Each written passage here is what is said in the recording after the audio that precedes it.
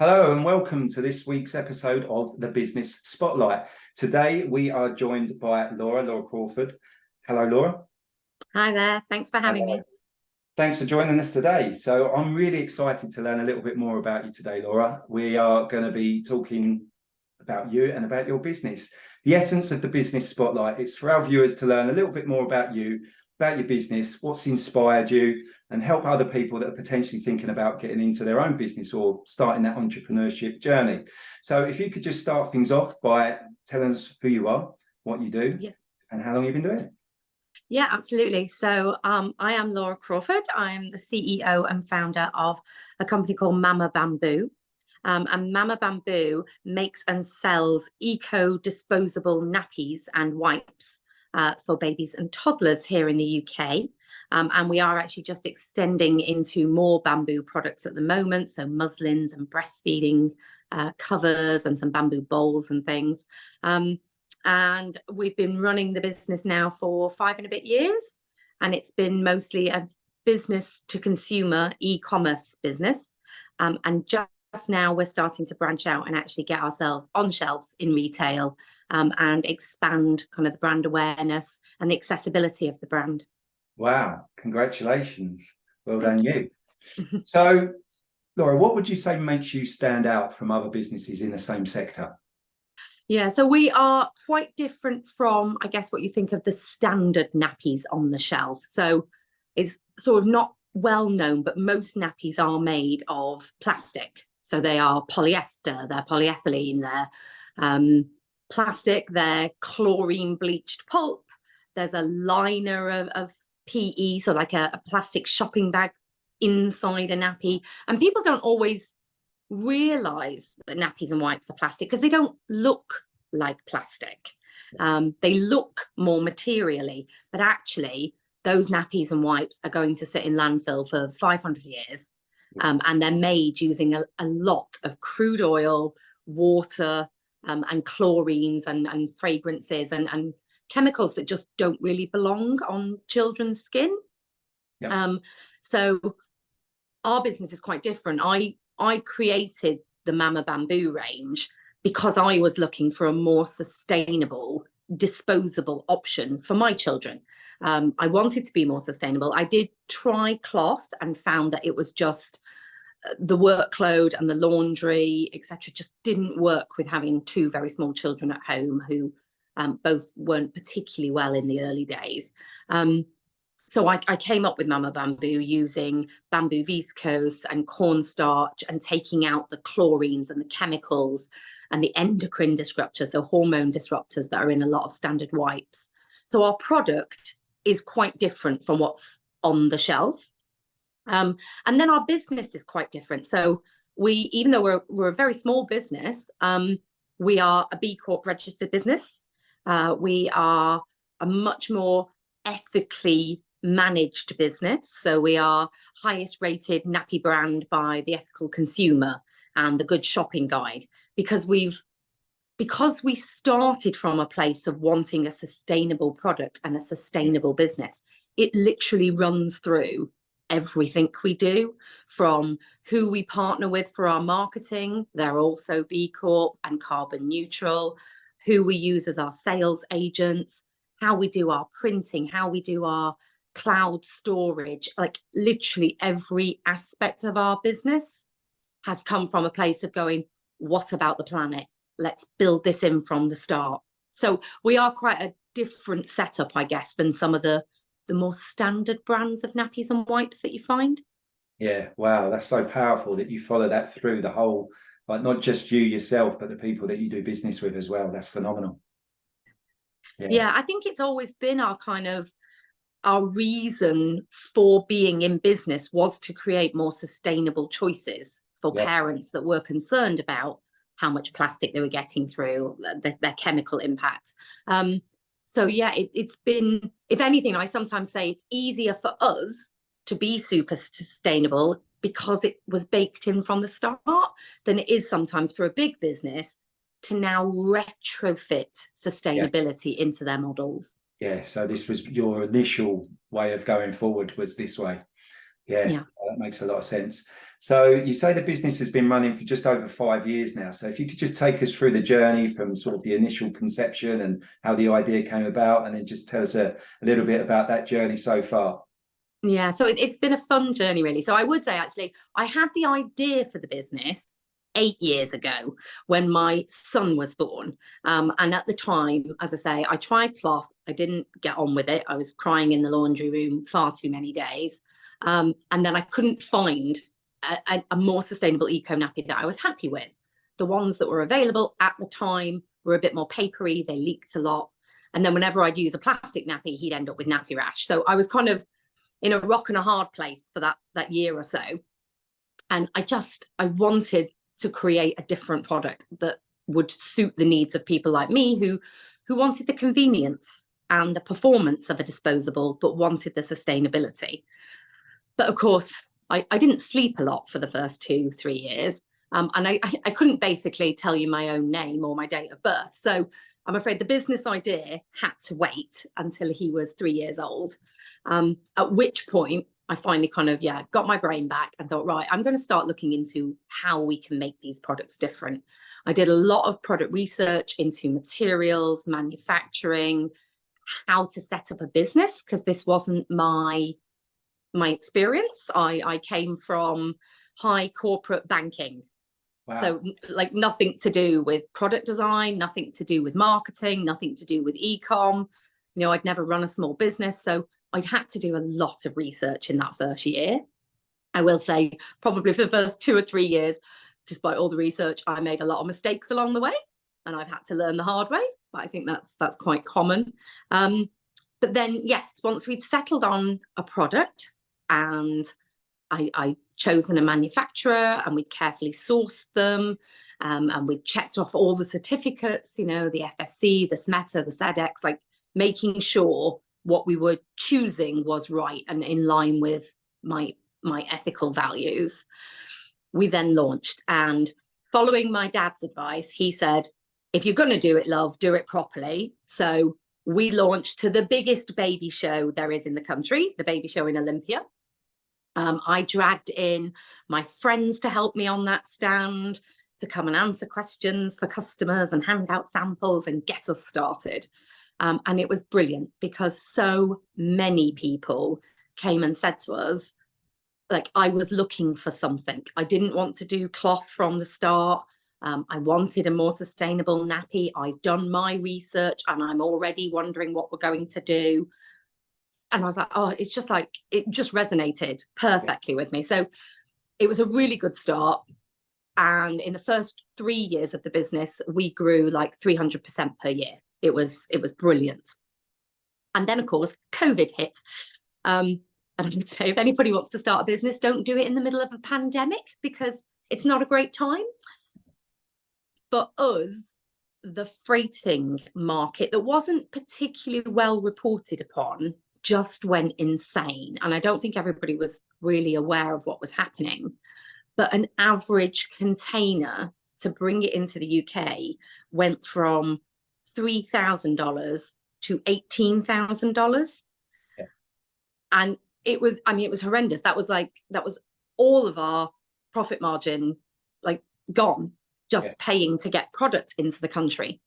And that situation lasted a lot longer than people think. It came down a little bit, and I think it stabilized around 8,000 to 9,000 for a while, but it didn't drop back down to pre-COVID levels until November 2022. Wow.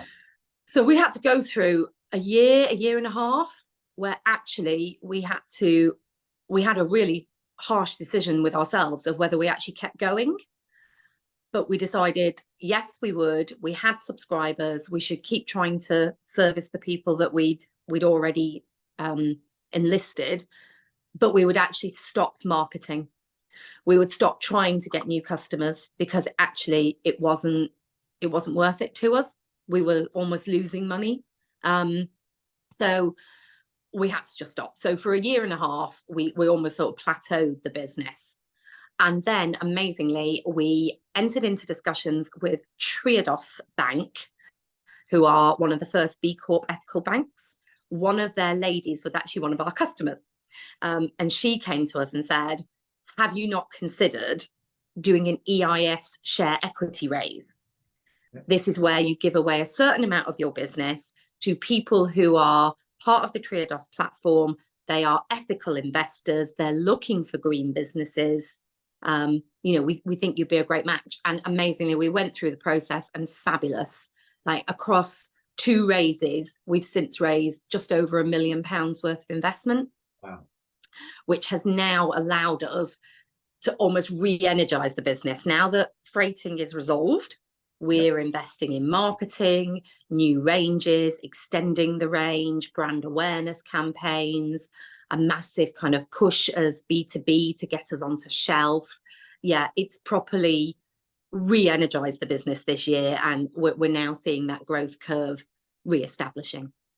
Wow, that sounds like a roller coaster of emotions through that 5-year period. Yeah, wow. I would say being in business for yourself is not for the faint-hearted.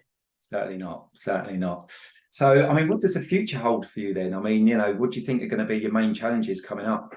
Yeah, so hopefully everything that we're doing at the moment to really boost the brand awareness and get on shelf, get the marketing rolling again, I think is going to, as I say, relaunch the growth. And the big one for me now is actually extending into other ranges. So we've got the nappies, the nappy pants and the wipes.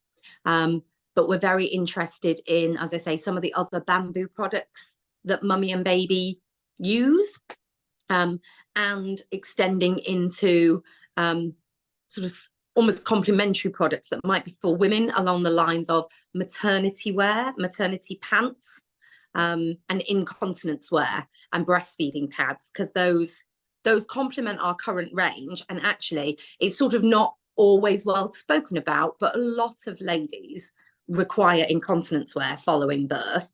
And currently there's basically no eco options on the shelf for disposable wear. So yeah, I think it's really us kind of establishing our current brand, and then expanding into those other ranges and just offering people a more sustainable alternative along the journey from pregnancy right through to kind of 5-6 years beyond pregnancy. Yeah. Oh, wow, that's phenomenal. There's some really big sort of projects that you've potentially got going on there. So that sounds like you've got some great vision too. So moving on to yourself, I mean, as the business owner, what would you say has been your biggest lesson today? One that really stands out over that sort of 5 and a bit years. The biggest one is absolutely knowing when to bring somebody else in and empowering them to take on decisions. So it's the hardest thing. Starting your own business, it's your baby and you cling to it. But actually the thing that I've learned a little bit along the way has been there are no great leaders out there that do it all, that can do it all. Every one of us has gaps in our persona, our capabilities, and actually being able to recognize those gaps and say, right, I can do that, but I either don't like doing it or I don't do it particularly well, or sometimes I just don't have time to handle all of this. Right, I need to bring someone on, and then I need to thoroughly empower them to run with that element of the job. Don't keep micromanaging, don't look over their shoulder, trust their decisions. I think that has been one of my biggest challenges, but it's one I'm constantly working on myself. No, that's brilliant. Thanks for sharing that. I'm sure that will resonate with an awful lot of people watching this. So, Laura, let's go back in time now. So we're going to go back in time to an 18-year-old Laura. And what useful piece of advice would you give to the 18-year-old you? Oh golly, too many things. Probably get yourself a longer skirt would be the first thing. But I would probably tell myself not to keep trying to please other people all the time, and keeping too often in my early career, I didn't speak up when I thought something was wrong, or I thought I had a better idea or a question. I was so conscious of not wanting to rock the boat, not wanting to contradict someone. I think I nodded my head and kept my mouth shut far too much for probably a decade. Wow. So yeah, no, that would be some really powerful advice. Really powerful advice. So you're obviously very passionate about what you do, Laura. So what is it that inspires you? You know, what is it that sort of puts that fire in your belly and gives you that passion on a daily basis? So it really was having my own children and then knowing that I wanted something better for them, and I wanted to do something that was worthwhile and was going to make their world a better place. So as I say, in my previous career, I was, a management consultant in the city for the banking industry. And it was a great job. I got paid very well. I worked with some incredible, smart people and fabulous. But I think when I look back now, there's nothing I'm massively proud of in that decade. There's nothing I did for 10 years that I could ever say to my kids, oh yeah, mummy did that. Mummy worked on that. And I'm so proud of the change I made. I put in learning systems and altered IT systems. And to me, it wasn't enough. I want to be able to say to my kids one day, you should be working at something that you honestly think is worthwhile doing, that's going to make a positive difference. Not just more money, not just more profit margin for somebody else, actually something worthwhile doing. Yeah, no, that's really powerful stuff. I can see that means a lot to you. So thank you for sharing. So moving on to sort of the business, have you got any sort of special offers coming up? I mean, what are the best ways for people to get in touch with you personally and the business? Yeah, so if you're interested, our website is mammabamboo.com. We do have quite a few offers going at the moment as we're launching our new muslin ranges. So I think at the moment there's one running that if you sign up for a newborn starter bundle, you get a free muslin, or you get, I think, £10 off a new starter bundle to try the products out. So there's pop online and it's all listed on there which offers are running at the moment, because we're doing a lot of the baby shows. And yeah, I think if you want to get in contact with us directly, do ping us an email or something. We're admin@mammabamboo.com or laura@mammabamboo.com. You can also see some of the stuff that we're putting out at the moment on our podcast, which is on our YouTube channel, which is Mama Bamboo UK, which I think people will find quite interesting. There's some kind of business chat, there's some mummy chat, we call it nappy changing and brand building with Laura Crawford, which is that nice balance of, we talk to a lot of other founders of mum entrepreneur type businesses. So obviously we're talking about things that mums and parents are interested in, and also a little bit about business and brand. So yeah, come find us, talk to us, we'd love to hear. That's brilliant. Thank you so much for today and for sharing all of that, Laura. And now that our viewers know where to find you and where to come and see you and the products and the podcasts, go on over to see Laura. Fantastic. Thank you so much for sharing today, Laura. That's it. That's a wrap for this episode of the Business Spotlight. See you soon.